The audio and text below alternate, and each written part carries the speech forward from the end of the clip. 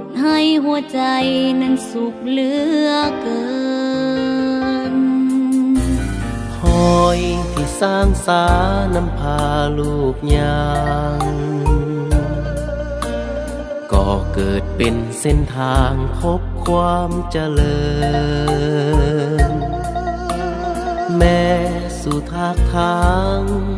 เส้นทางให้ลูกก้าวเดินนับมือนับเจริญผู้คนต่างสรรเสริญใต้การนำพา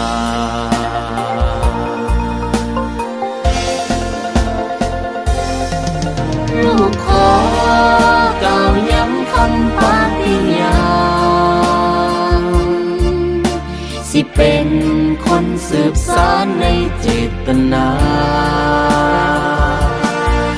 ห่วงใจประสานคือสาวประสานห่วงศรัทธาตามหอยวิลาสตรี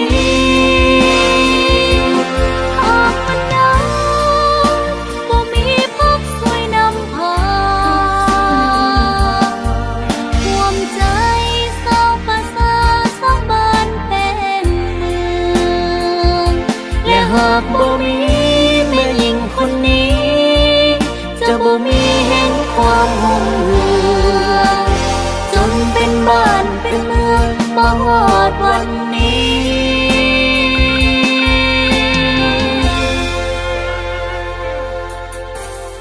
ยอมเหนื่อยปานใดใจยังสู้ทน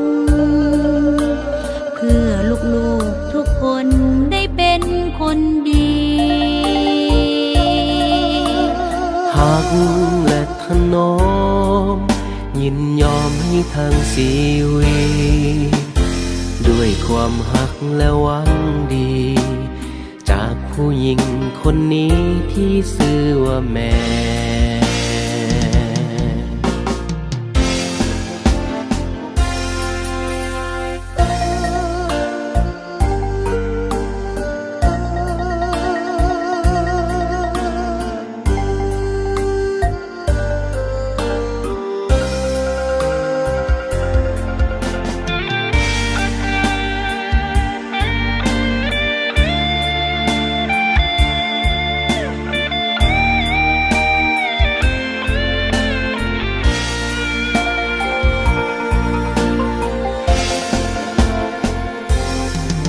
ลูกขอกล่าวย้ำคำปาฏิญาณสิเป็น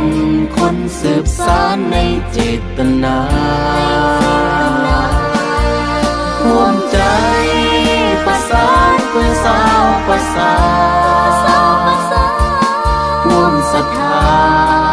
ตามหอยวิลาสตรี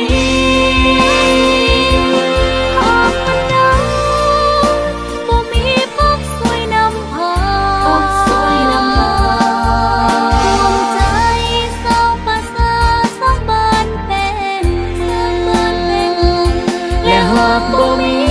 แม่หญิงคนนี้จะบ่มีเห็นความหุ่นเหือ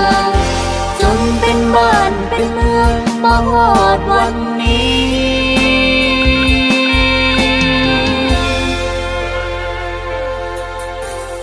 ยอมเมื่อยปานใดใจยังสู้ทนเพื่อลูกๆทุกคนได้เป็นคนดีฟังและถนอมยินยอมให้ทั้งชีวิตด้วยความฮักและหวังดีจากผู้หญิงคนนี้ที่ชื่อว่าแม่ลูกบูชาความหวังดีแด่ผู้หญิงคนนี้ที่ชื่อว่าแม่